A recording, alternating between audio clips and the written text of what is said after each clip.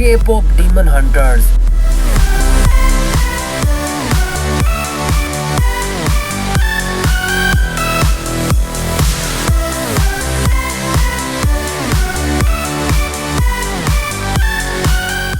अब ये तीन लड़कियां कोई मामूली सी लड़कियां नहीं है, बल्कि इनको जन्म से ही कुछ ऐसी शक्तियां मिली है जिसके कारण ये नॉर्मल इंसानों से कई गुना ज्यादा पावरफुल बन जाती है। अब ये शक्तियां इनको दूसरी दुनिया के मॉन्स्टर्स को रोकने के लिए मिली है, जहां इन लड़कियों और इनकी पावर्स को म्यूजिक और भी ज्यादा मजबूत बना देता है। यानी ये एक ऐसी दुनिया से है जहाँ पे म्यूजिक सिर्फ एंटरटेनमेंट का जरिया नहीं है, बल्कि ये एक हथियार है। मतलब कॉन्सेप्ट ये है कि दूसरी दुनिया के मॉन्स्टर्स को रोकने के लिए सालों पहले एक इनविजिबल दीवार बन गई थी और उस दीवार को मजबूती संगीत से मिलती है। अब सालों से बहुत से आर्टिस्ट आते हैं जो सुपर हिट गाने देकर दीवार को और ज्यादा मजबूत बनाते हैं, और अब ये जिम्मा इन तीन लड़कियों ने उठाया है। पर इसके बावजूद भी कुछ मॉन्स्टर्स इतने ज्यादा पावरफुल होते हैं कि वो दीवार को तोड़ के इंसानी दुनिया में आ जाते हैं। लेकिन अब यहाँ इन तीनों की पावर्स एंड एबिलिटी काम आती है, जहाँ ये तीनों रूमी, मीरा एंड जोई अपनी स्किल्स, पावर्स एंड कॉम्बैट के दम पे इन मॉन्स्टर्स को हराती है और एक साथ कईयों को हराती है। यानी इनकी पावर्स का अंदाजा तुम इसी से लगा सकते हो कि इन तीनों ने मिलकर एक साथ करोड़ों मॉन्स्टर्स को उनकी दुनिया में कैद कर रखा है, और जो उनका लीडर और सबसे पावरफुल भी है वो भी इनके सामने कुछ नहीं है। लेकिन अब क्या हो अगर इन मॉन्स्टर्स को रोकने वाली डीमन हंटर्स का सामना सभी मॉन्स्टर्स के राजा यानी गॉडजिला से हो जाए तो क्या होगा? क्या ये तीनों गॉडजिला को रोक पाएगी या फिर गॉडजिला इन पे भारी पड़ेगा? अब इसका आंसर आपकी सोच से बहुत ही ज्यादा अलग होने वाला है। मतलब तुम में से मोस्ट ऑफ द पीपल्स यही सोच रहे होंगे कि गॉडजिला इन तीनों को आसानी से हरा देगा, पर नहीं यार, ऐसा नहीं है। और फाइनल रिजल्ट के बारे में जान के तुम लिटरली शॉक होने वाले हो। तो इन दी एंड कौन जीतेगा ये जानने के लिए वीडियो को लास्ट तक जरूर देखना। लेकिन यार वीडियो में आगे बढ़ने से पहले अगर अभी तक तुमने इस वीडियो को लाइक नहीं किया है तो प्लीज यार कर देना, और अगर वीडियो को हाइप करके इसकी रीच बढ़ाने में मेरी मदद कर सकते हो तो प्लीज यार वो भी कर देना।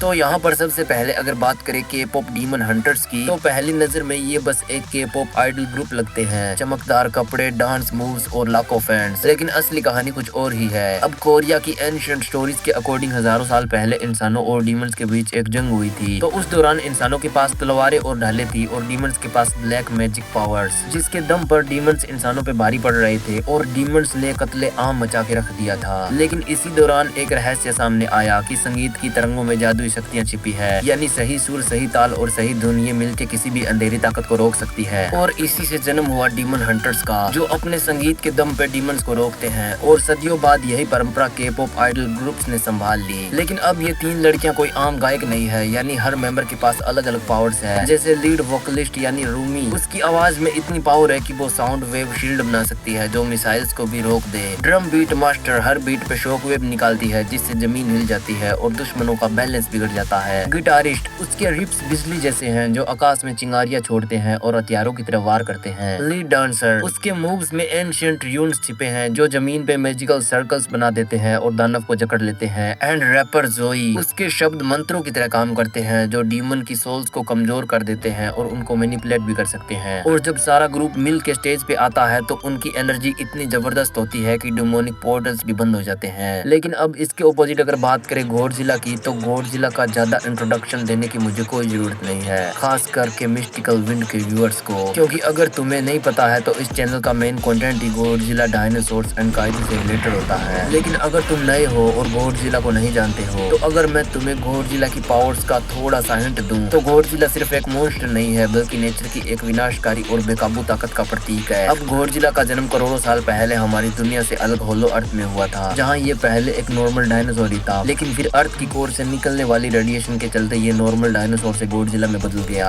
बट इसके बाद जहाँ से गॉडजिला ओरिजिनेटेड है यानी होलो अर्थ से, वहाँ पे हुई एक लड़ाई के चलते गॉडजिला और बाकी के टाइटन सरफेस वर्ल्ड पे आ गए और उसके बाद ये करोड़ों सालों तक बस सोते ही रहे। पर गॉडजिला और उसकी स्पीशीज अभी भी एक्टिव थी। लेकिन आज के मॉडर्न डे के आते आते पूरी गॉडजिला स्पीशीज में से सिर्फ ये एक ही गॉडजिला बच पाया और फिर ये भी समुद्र की गहराइयों में सो गया। लेकिन फिर इसके बाद जो हिरोशिमा एंड नागासाकी पे न्यूक्लियर बॉम्ब अटैक हुए थे, उन्होंने गॉडजिला को फिर से जगा दिया। अब अलग अलग फिल्मों और यूनिवर्सेस में गॉडजिला की ऊंचाई बदलती रहती है, जहां कभी ये 100 मीटर, कभी 120 मीटर और कभी इससे भी ज्यादा बड़ा दिखता है। लेकिन यहाँ हम मोस्ट ओवर्स वाले गॉडजिला की बात कर रहे हैं। और इस गॉडजिला की आज के टाइम ऑफिशियल हाइट 393 फीट है और उसकी सबसे खतरनाक ताकत है एटॉमिक ब्रेथ, एक नीली चमकती हुई किरण जो निकलते ही सेकंड्स में एक पूरे के पूरे शहर को राख कर सकती है। और अगर वो अपनी पूरी एनर्जी चार्ज करे तो उसकी थर्मो न्यूक्लियर पल्स सब कुछ बम बना देती है। और इसके अलावा उसकी स्किन भी इतनी ज्यादा मजबूत है कि मिसाइल्स, तोप या फिर न्यूक्लियर वेपन्स भी उसे सिर्फ खुद ही कर सकते हैं। एंड गॉडजिला की रिकवरी भी इतनी फास्ट है कि अगर वो घायल भी हो जाए तो कुछ ही टाइम में वो फिर से खड़ा हो जाएगा। यानी अगर सिंपल वर्ड्स में कहूँ तो गॉडजिला नेचर का जीता जागता हथियार है जो जहाँ भी जाता है वहाँ डिस्ट्रक्शन के अलावा कुछ नहीं बचता है। तो अब सोचिए अगर इन डीमन हंटर्स का मुकाबला गॉडजिला से हो जाता है, यानी सपोज एक दिन एक ऐसा पोर्टल ओपन हो जाता है जिसके अंदर से गॉडजिला बाहर निकल जाए, तो ऐसे में लड़ाई सिर्फ पावर्स की नहीं बल्कि क्रिएटिविटी वर्सेस डिस्ट्रक्शन की होगी। तो अब क्या संगीत की लहरें उस दानव को हिला भी पाएगी जो परमाणु बम से भी नहीं डरता है। तो सोचिए रात का टाइम है जहाँ नियॉन लाइट से चमकती सड़कों पे लोग इधर उधर जा रहे हैं, लेकिन तभी अचानक से धरती कांपने लग जाती है। अब लोगों को लगेगा कि ये कोई अर्थक्वेक वगैरह है, इसीलिए लोग चीखते चिल्लाते भागने लग जाते हैं। लेकिन तभी उनको सुनाई देगी दूर से एक बहुत ही भयानक सी आवाज।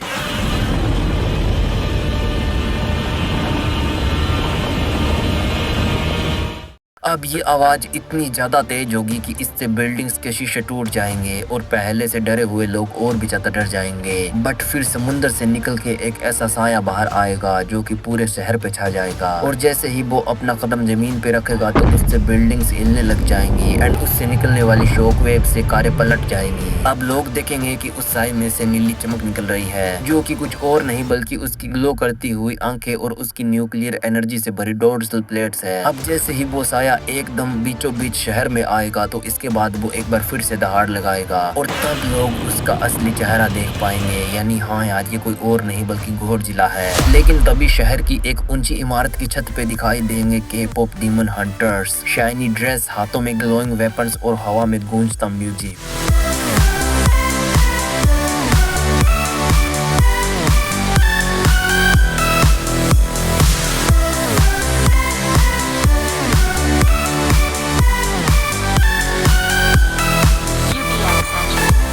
तो जैसे ही गॉडजिला जोर से अपना पैर जमीन पे रखेगा तो इससे जमीन फट जाएगी, लेकिन लीड वोकलिस्ट अपनी आवाज से साउंड वेव शील्ड बना लेगी जिससे वो शील्ड शहर के एक हिस्से को सुरक्षित रख लेगी। लेकिन तभी बीट मास्टर ड्रम बजाएगी जिसकी हर बीट के साथ शॉक वेव निकलेगी और गॉडजिला का संतुलन हल्का सा डगमगा जाएगा। एंड पहली बार उस टाइटन को एहसास होगा कि उसका सामना सिर्फ किसी नॉर्मल इंसान से नहीं है। लेकिन अब इसके बाद डांसर जमीन पे ancient magical portal circle activate कर देगी जो गॉडजिला के पैरों को लेगा और गॉडजिला थोड़े टाइम के लिए अपनी जगह से हिल नहीं पाएगा, जिसके कारण शहर में पहली बार लोग आशा की सांस लेते हैं कि शायद अब ये मॉन्स्टर रुक जाए। लेकिन गॉडजिला सिर्फ एक ही कदम में उस मैजिकल पोर्टल को तोड़ देगा। अब उसकी आंखें नीली चमकने लग जाएगी और अचानक से निकलेगी उसकी एटॉमिक ब्रेथ जिससे इमारतें राख हो जाएगी और पूरा इलाका धधक उठेगा। एंड डीमन हंटर्स भी इससे बाल बाल बचेंगे। यानी अब डीमन हंटर्स के लिए ये तो साफ हो गया है कि ये लड़ाई आसान नहीं होने वाली है। तो अब डीमन हंटर्स एक प्लान बनाएंगे जिसमें वो गॉडजिला को शहर से दूर ले जाने के लिए उसे ओशन स्टेज पे डुबाते हैं। अब रैपर एक पावरफुल स्पेल रैप करेगी जिससे उसके शब्द गॉडजिला के दिमाग में गूंजने लग जाएंगे। यानी क्षण भर के लिए गॉडजिला भ्रमित हो जाएगा और वो समुद्र की ओर बढ़ जाएगा। अब समुद्र में पहुंचते ही कॉन्सर्ट स्टाइल स्टेज एक्टिवेट हो जाएगा। लाइट, बीट्स और एंशिएंट टेक्नोलॉजी सब गॉडजिला को घेर लेंगे और डीमन हंटर्स अपने सिग्नेचर मूव हार्मोनी स्ट्राइक का इस्तेमाल करेंगे। अब सभी मेंबर्स मिलके एक ही बीट और सुर पे आ जाएंगे जिससे एक इतनी पावरफुल एनर्जी क्रिएट होगी कि वोकल्स की वेव समुद्र की लहरों को काटती हुई सीधा गॉडजिला की छाती पे जाकर टकराएगी। अब ये अटैक इतना ज्यादा पावरफुल होगा कि पहली बार गॉडजिला दर्द के मारे चिल्लाने लग जाएगा। बट अब होगा असली गेम ऑन, क्योंकि अब के-पॉप डीमन हंटर्स देखेंगे कि गॉडजिला के सीने से नीली रोशनी ग्लो करने लग गई है। मे बी उस अटैक ने गॉडजिला के अंदर की न्यूक्लियर एनर्जी को हिला दिया होगा। लेकिन यार यही तो गॉडजिला है, यानी वो गिरता या हारता नहीं है बल्कि और भी ज्यादा गुस्से में आ जाता है जिससे उसकी सारी बॉडी ग्लो करने लग जाती है। अब वो समुद्र से बाहर निकलकर अपनी पूंछ से एक ही बार में पूरा कॉन्सर्ट स्टेज तहस नहस कर देगा और डीमन हंटर्स फिर से बिखर जाएंगे। और अब एक लास्ट होप के रूप में वो अपने final and most affected song what it sounds like का यूज करेंगे।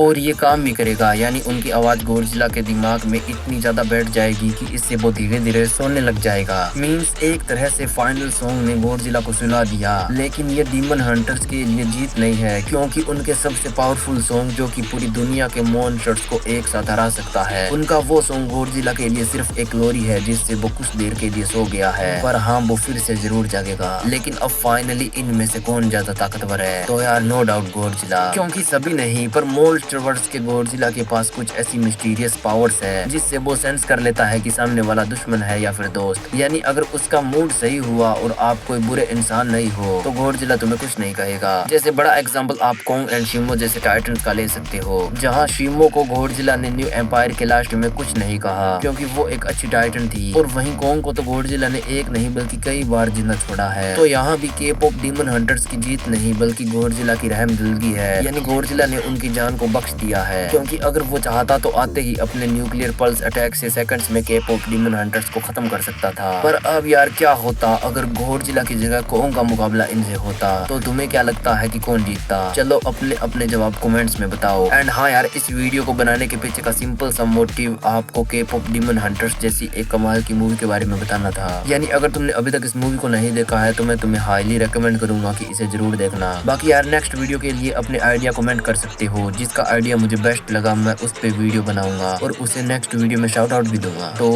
देख लो, कर देना कमेंट।